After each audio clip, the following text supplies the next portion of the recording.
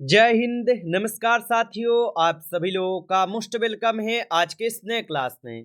साथियों, आज के इस क्लास में हम सभी लोग जो है पढ़ने वाले हैं बीएसएससी कार्यालय परिचारी भर्ती 2026 के एग्जाम के लिए मोस्ट इम्पोर्टेंट प्रीवियस ईयर के क्वेश्चन को, जो कि साथियों आपके बीएसएससी कार्यालय परिचारी भर्ती 2026 के एग्जाम के लिए जो है काफ़ी इम्पोर्टेंट है।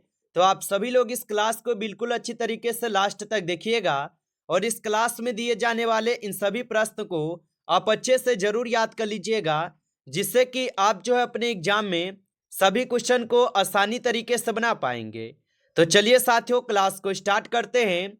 उनसे पहले यदि आप इस चैनल पे पहली बार जुड़ रहे हैं तो साथियों आप जो है इस चैनल को सब्सक्राइब कर लीजिए और सब्सक्राइब करके साथियों आप ऑल नोटिफिकेशन को ऑल पे दबा के जुड़ जाइए, जिससे कि जब भी कोई नई क्लास हो सबसे पहले क्लास का नोटिफिकेशन आपके पास जो है साथियों पहुंच सके।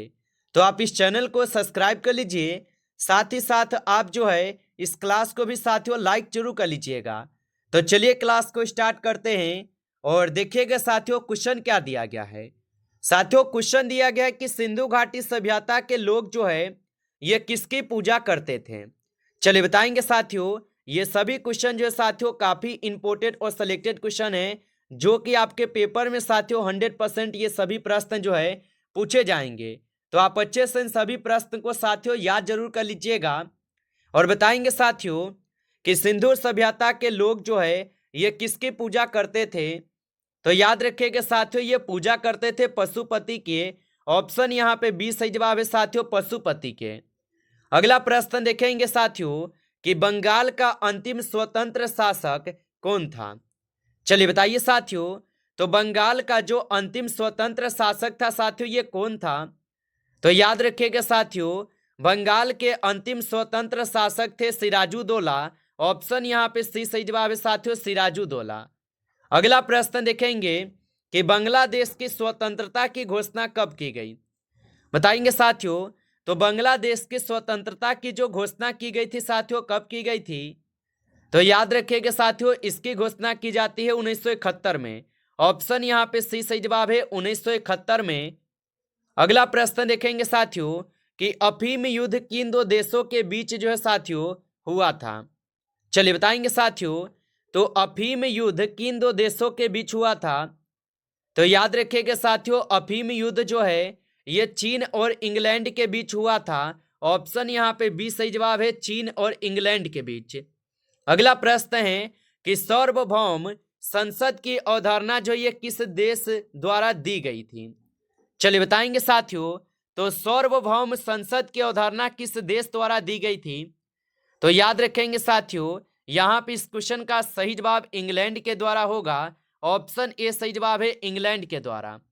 अगला प्रश्न है कि किस इतिहासकार ने अकबर द्वारा प्रतिपादित दीन ए इलाही को साथियों एक धर्म कहा है।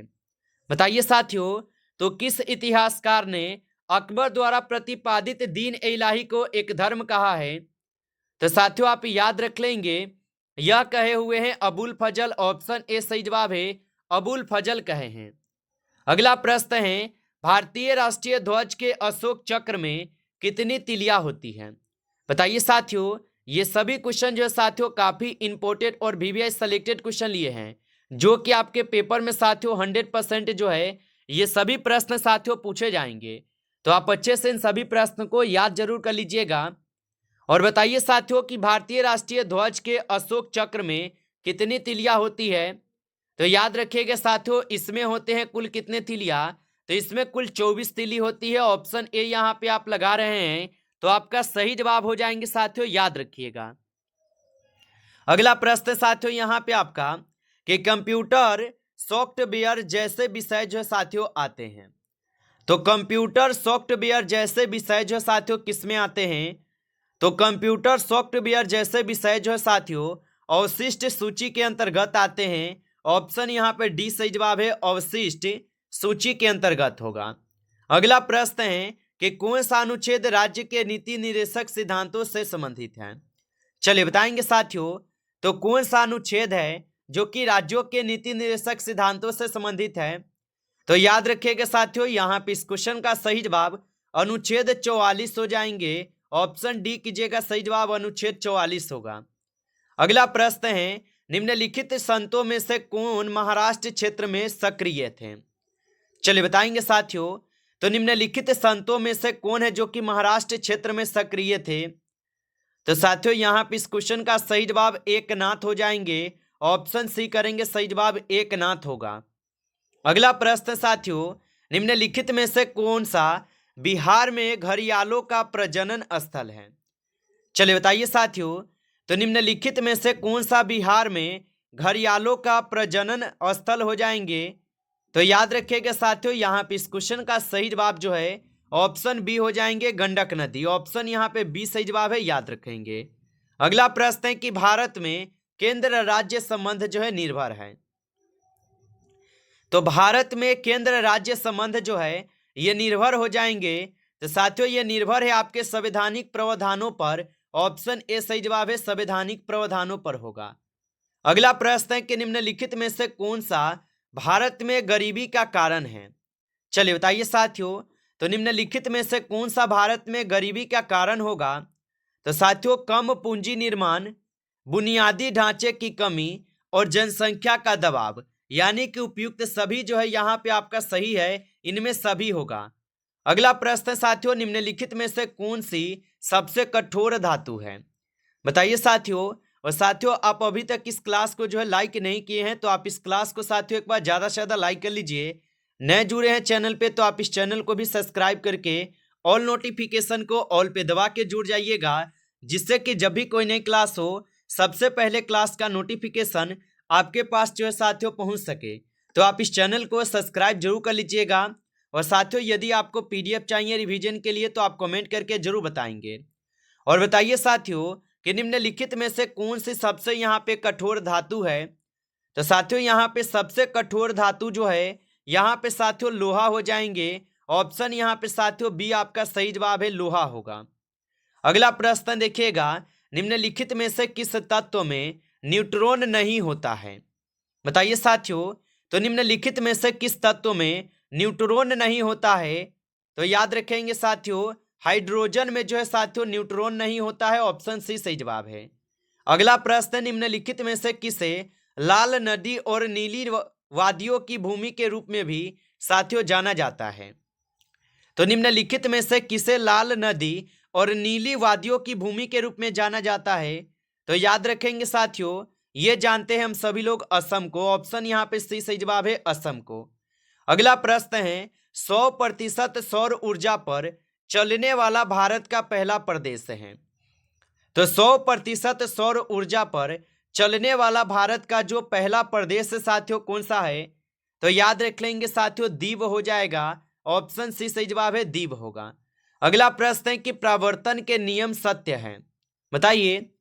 तो साथियों प्रवर्तन का जो नियम है साथियों ये सत्य हो जाएंगे सभी प्रवर्तक सतहों के लिए। ऑप्शन यहाँ पे डी सही जवाब है, ऑप्शन डी को सही जवाब करेंगे। अगला प्रश्न है कि कौन सा बेहतर कंडक्टर है? चलिए बताइए साथियों।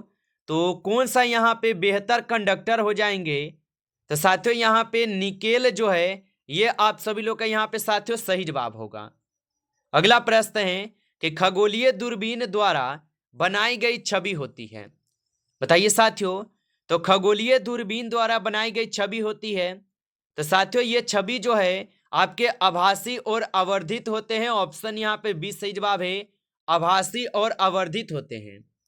अगला प्रश्न है ध्वनि की तीव्रता किसके संदर्भ में मापी जाती है? बताइए साथियों। तो ध्वनि की तीव्रता जो है किसके संदर्भ में मापी जाती है? तो याद रखेंगे साथियों यहाँ पे इस क्वेश्चन का आपका सही जवाब जो है ऑप्शन यहाँ पे बी होगा, आयाम के। ऑप्शन बी करेंगे सही जवाब, आयाम के होगा। अगला प्रश्न है कि किस मुगल शासक ने साहू को मुक्त कर दिया था? चलिए बताएंगे साथियों। तो किस मुगल शासक ने साहू को मुक्त कर दिया था? तो याद रखेंगे साथियों यहाँ पे इस क्वेश्चन का सही जवाब जो है ऑप्शन यहाँ पे साथियों आपके क्या हो जाएंगे? तो ऑप्शन यहाँ पे डी हो जाएंगे, मुअज्जम हो जाएंगे। ऑप्शन डी कीजिएगा सही जवाब। अगला प्रश्न है विटामिन की खोज साथियों किसने की थी? चलिए बताएंगे साथियों। तो विटामिन की जो खोज है साथियों किसने की थी? तो साथियों विटामिन की खोज किए हुए थे यहाँ पे आपके कौन, तो आप बताएंगे साथियों फंक किए हुए थे। ऑप्शन सी सही जवाब है, फंक किए थे। अगला प्रश्न है कि बिहार का शोक किसे कहा जाता है, बताइए साथियों। तो बिहार का शोक जो है साथियों किसे कहा जाता है, तो साथियों बिहार का शोक जो है साथियों यहाँ पे बोलते हैं कोसी नदी को। ऑप्शन यहाँ पे बी सही जवाब है, कोसी नदी को। अगला प्रश्न है कि हिमालय जो ये किस प्रकार का पर्वत है, चलिए बताएंगे साथियों। हिमालय जो ये किस प्रकार का पर्वत होगा, तो याद रखेंगे साथियों हिमालय जो है ये साथियों वलित पर्वत है। ऑप्शन ए सही जवाब है, वलित पर्वत है। अगला प्रश्न है कि पटना गोलघर का निर्माण जो है किसने किया था, बताइए साथियों। तो पटना गोलघर का निर्माण साथियों किसने किया था, तो याद रखेंगे साथियों जॉर्ज गास्टिन किए थे। ऑप्शन यहाँ पे आप लोग का बी सही जवाब है। अगला प्रश्न है कि मौलिक कर्तव्यों को संविधान में किस संशोधन द्वारा साथियों शामिल किया गया, चलिए बताइए साथियों। तो मौलिक कर्तव्यों को संविधान में किस संशोधन के द्वारा जो साथियों शामिल किया गया, तो याद रख लीजिएगा साथियों ये शामिल की जाती है आपके कौन से संशोधन के द्वारा, तो साथियों ये होते हैं आपके 42वां संविधान संशोधन के द्वारा। ऑप्शन बी सही जवाब होगा। अगला प्रश्न है कि बिहार में कृषि पर आश्रित लोगों की संख्या कितने प्रतिशत है, बताइए साथियों। तो बिहार में कृषि पर आश्रित लोगों की जो संख्या साथियों कितनी प्रतिशत है, तो साथियों ये 78.6% है। ऑप्शन डी कीजिएगा सही जवाब 78.6%। अगला प्रश्न है कि जीवन का अधिकार जो है ये किस अनुच्छेद में है, बताइए साथियों। तो जीवन का अधिकार जो है साथियों कौन सा अनुच्छेद में है, तो साथियों जीवन का जो अधिकार है साथियों ये हो जाएंगे आपके अनुच्छेद 21 में। ऑप्शन सी करेंगे सही जवाब, अनुच्छेद 21 में है। नमस्कार साथियों, इस क्लास में जो है टॉप 30 क्वेश्चन थे जो कि काफी इंपॉर्टेंट और सिलेक्टेड क्वेश्चन थे ये सभी क्वेश्चन। साथियों यदि आपको क्लास अच्छा लगा हो तो आप इस क्लास को साथियों लाइक कर लीजिए। नए जुड़े हैं चैनल पे तो आप जो है इस चैनल को भी सब्सक्राइब करके ऑल नोटिफिकेशन को ऑल पे दबा के जुड़ जाइए, जिससे कि जब भी कोई नई क्लास हो सबसे पहले क्लास का नोटिफिकेशन आपके पास जो है साथियों पहुंच सके। तो आप इस चैनल को सब्सक्राइब जरूर कर लीजिएगा। चलिए फिर मिलते हैं आपसे एक नेक्स्ट टॉपिक के साथ नेक्स्ट क्लास में, तब तक के लिए जय हिंद जय भारत।